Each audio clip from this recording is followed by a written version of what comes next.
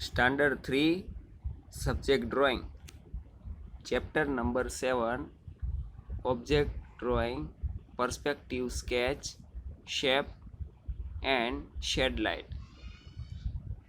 तो स्टूडेंट्स, आज हम काफ़ी सारा जो डिफरेंट है perspective sketch shape shade and light उसके बारे में जानेंगे। तो रेडी हो आप? ओके। तो सबसे पहले हम स्टार्ट करते हैं। यहाँ पे जो पहली लाइनिंग है इस तरह से, तो ये लाइनिंग कौन सी है? ये लाइनिंग है हॉरिजेंटल। इसको स्लीपिंग लाइन भी हम कह सकते हैं। तो ये स्लीपिंग लाइन का यूज़ करके काफ़ी सारे जो फॉर्म्स है वो बनते हैं। उसका एग्जांपल यहाँ पे दिया है। यहाँ पे house of the gate of the house जो है, यानी कि हाउस का जो गेट बनता है तो उसके अंदर भी ये लाइनिंग का यूज़ होता है। क्लियर है? अभी आगे देखते हैं कि यहाँ पे आप जो देखते हैं तो ये स्लैंटिंग लाइन है, उसको यहाँ पे क्रॉस लाइन भी हम कह सकते हैं। और इसका यूज़ कहाँ पे होता है? तो यहाँ पे आप देख सकते हैं कि यहाँ पे नीचे की ओर फ्लावर पॉट है। तो फ्लावर पॉट का शेप आप कैसा है, तो उसके अंदर जो लाइनिंग है तो उसका यूज़ भी यहाँ पे किया गया है। तो इस हिसाब से अच्छे से जो फॉर्म्स होते हैं उसको हम क्रिएशन इसमें कर सकते हैं। ओके। अभी उसके बाद हम देखते हैं तो यहाँ पे स्ट्रेट लाइन है, स्टैंडिंग लाइन है, उसको कौन सी लाइन कहते हैं? उसको वर्टिकल लाइन कहते हैं। Very good. तो ये वर्टिकल लाइन जो होती है उसको काफ़ी जगह पे उसका यूज़ होता है। जहाँ पे यहाँ पे एक एग्जांपल दिया है विंडो कर्टेन। ये जो विंडो कर्टेन है वहाँ पे देखो, यहाँ पे स्टैंडिंग लाइन जो है वर्टिकल लाइन का यूज़ किया है। ऊपर की ओर आप देखो तो कौन सी लाइन है? हॉरिजॉन्टल लाइन का यूज़ किया है। तो इस तरह से डिफरेंट लाइन का यूज़ करके हम कोई भी शेप बना सकते हैं। क्लियर? तो ये लाइनिंग का यहाँ पे हमारा क्लियर हो गया। अभी यहाँ पे हम आगे पर्सपेक्टिव देखते हैं।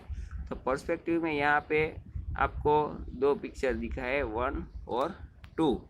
तो पहला जो पिक्चर है वो रेल की पटरी का है। तो रेल की पटरी कैसी दिखती है?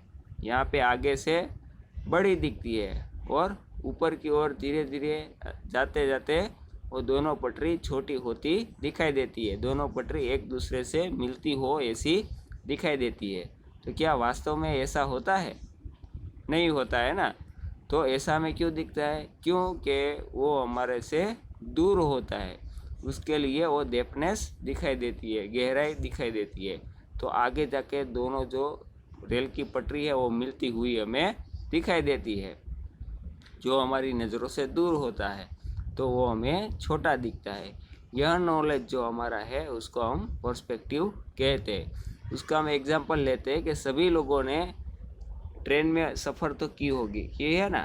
तो ये जो ट्रेन है उसके विंडो से बाहर आप देखते हो तो अच्छा सा नज़ारा दिखता है, ग्रीनरी आपको दिखती है। तो नज़दीक का जो भी आपको ट्री दिखता है तो वो वास्तविक रूप में दिखता है। और दूर के जो पेड़ पौधे होते हैं वो हमें कैसे दिखते हैं? छोटे दिखते हैं। पर क्या वास्तव में छोटे होते हैं? नहीं होते हैं ना। पर फिर भी हमें वो छोटे दिखते हैं क्योंकि वो हमसे दूर होते हैं। वहीं यहाँ पे सिद्धांत यहाँ पे जो रेल की पटरी है उसमें लागू होता है। दूसरा यहाँ पे एग्जांपल दिया है, ये स्ट्रीट लाइट है। तो ये स्ट्रीट लाइट जो एकदम कतार में जो है, तो स्ट्रीट लाइट जो पहली स्ट्रीट लाइट दिखती है वो वास्तविक उसका रूप जो है वो हमें दिखता है।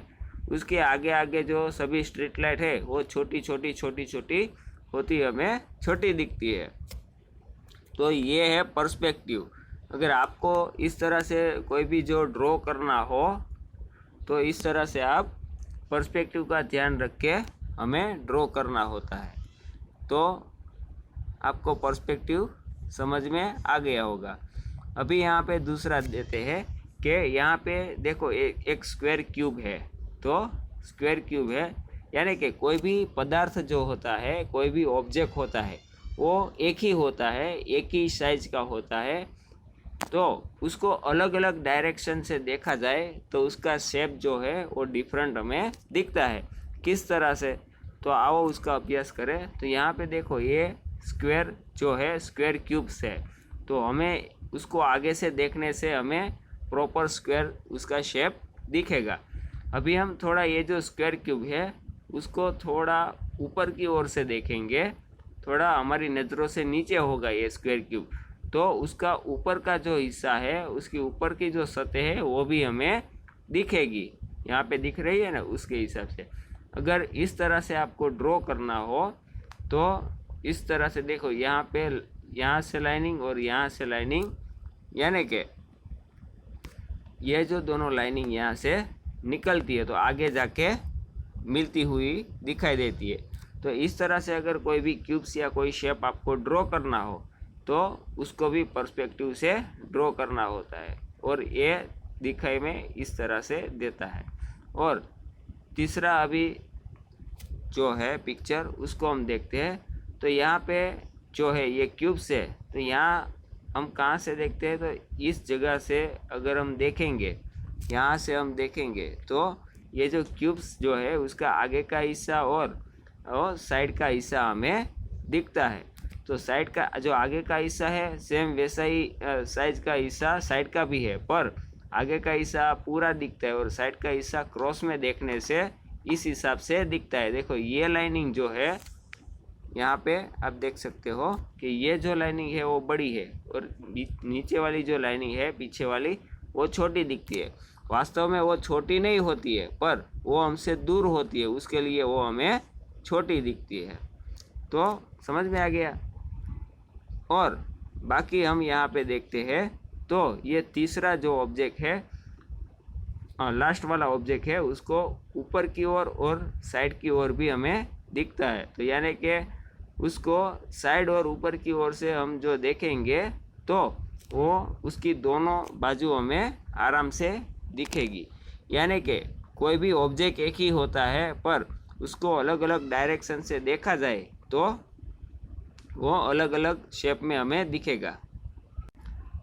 अभी यहाँ पे हम जियोमेट्रिकल शेप और लाइनिंग के माध्यम से जो भी ऑब्जेक्ट जो है, जो भी फॉर्म्स है, वो कैसे क्रिएट होते हैं उसका हम यहाँ पे स्टडी करेंगे। तो यहाँ पे जो पहला ऑब्जेक्ट हमें दिखाई देता है जियोमेट्रिकल शेप है, तो कौन सा शेप है, स्क्वायर शेप है। तो स्क्वायर शेप किसको कहते हैं, चारों तरफ से एक ही साइज की जो लाइनिंग होती है उसको स्क्वायर कहते हैं। ठीक है, क्लियर हो गया। तो दूसरा हम देखते हैं ऑब्जेक्ट, यहाँ पे दूसरा शेप देखते हैं। तो ये दूसरा शेप जो है वो कौन सा है, कौन सा शेप है, ये जो है वो रेक्टेंगल शेप है। तो रेक्टेंगल शेप से भी काफ़ी सारे ऑब्जेक्ट बन सकते हैं। तो रेक्टेंगल में आमने सामने जो लाइनिंग होती है ऊपर और नीचे, लेफ़्ट और राइट की जो आमने सामने ऊपर नीचे की जो लाइनिंग होती है वो बड़ी होती है, और लेफ़्ट और राइट साइड की जो लाइनिंग होती है वो उनसे छोटी होती है।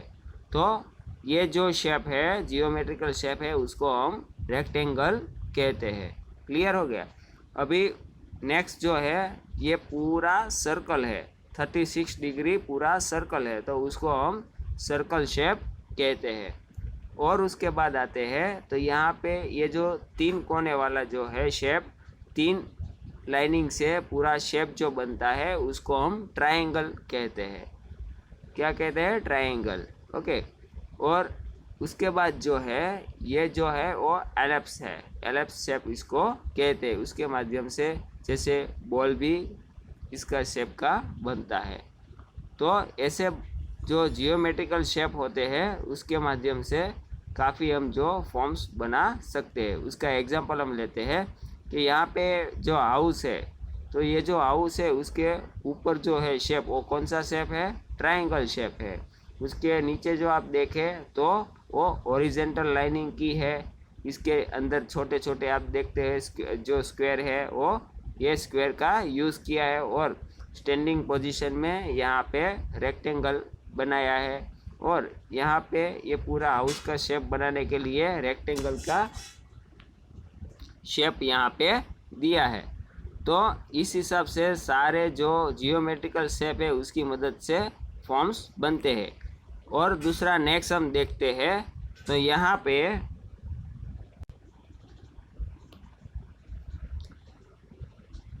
पे जो तीसरा शेप है वो बॉल का शेप है। तो ये बॉल का शेप है, उसके अंदर सर्कल का और लाइनिंग का यूज़ किया है।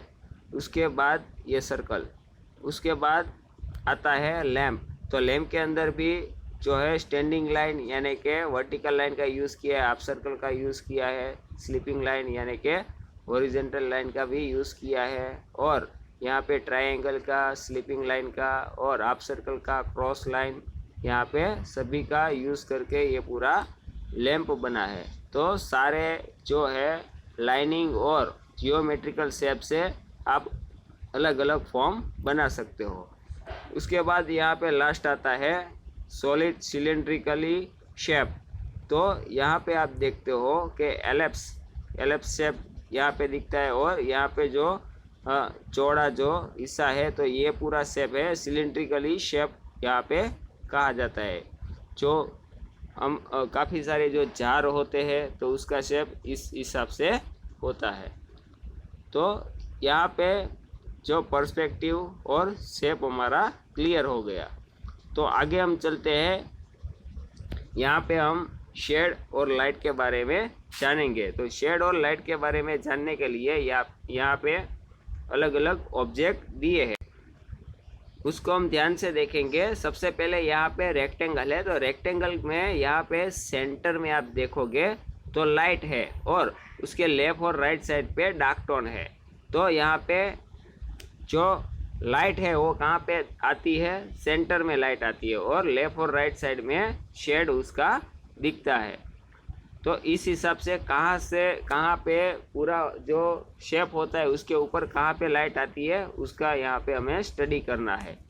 तो आगे जाते हैं। दूसरा जो है शेप जो है वो स्क्वायर है। तो स्क्वायर के अंदर लाइट कहाँ से आती है, यहाँ पे साइड में लाइट आती है, और यहाँ पे डार्क टोन है, यानी कि लाइट कौन से दिशा में आती है, लेफ्ट साइड से। यहाँ से लाइट उसके ऊपर आ रही है, तो उतना हिस्सा जो है वो उसके ऊपर लाइट हो रहा है, और बाकी का जो हिस्सा है उसमें शेडो आ रहा है।